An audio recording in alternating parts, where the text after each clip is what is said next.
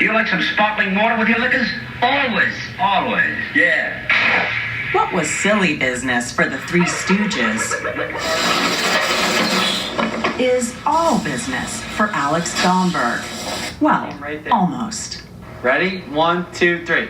Oh, wow! Yeah. He's a fourth-generation seltzer man, working at the Brooklyn-based company started by his great-grandfather, Mo.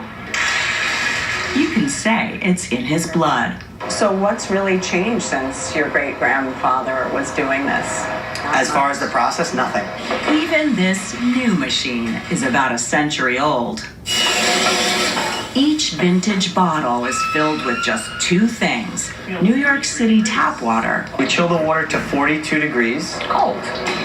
And a charge of carbon dioxide. This is our carbonator. There's a paddle going around that's actually making the seltzer. Domberg doesn't just make the stuff, he delivers it. And what's crystal clear is across America, this pressurized mix is having a moment. Oh my gosh, it's everywhere. It's like a wall of sparkling water.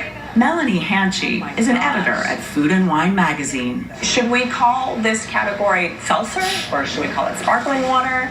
What do you call it? I think they're all variations on a theme, and I think ultimately it's just all bubbly water. To me, anything that's water-based that has bubbles in it is just bubbly water. And bubbly water with CO2 added or carbonated naturally is booming.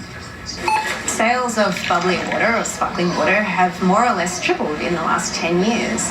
And that can be really attributed to one big food trend, and that's the trend towards health and wellness, and essentially the demonization of sugar in drinks. One of the biggest sellers is LaCroix, but it's a crowded market with many brands and flavors. Some are even spiked with alcohol. You mix all the flavors with it and you can really feel it. For Barry Joseph, this is way more than a trend. I like to say to people, welcome to the age of effervescence. He's an expert on the subject. He even wrote the book on it. We wouldn't have seltzer today if it weren't for Joseph Priestley. At the end of the 18th century, this scientist on the side was fascinated with how when you would hold CO2 over water and you combined it together, that carbonation would stay in that water if you held it under pressure. So it's water plus an experience. That's right. It's that experience of having the water enter their mouth and create this taste sensation that can be sometimes shocking, sometimes crisp, sometimes harsh, but always satisfying.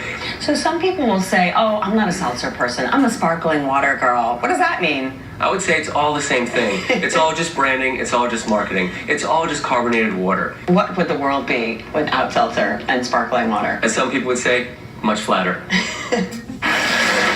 Seltzer, sparkling water, whatever you call it, it's making a splash with all ages, including my 3-year-old daughter, who tried it with milk and chocolate syrup, an old-fashioned treat known as an egg cream.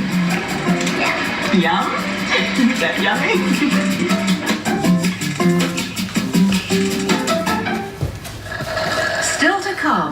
We have paper straws, we have plastic straws.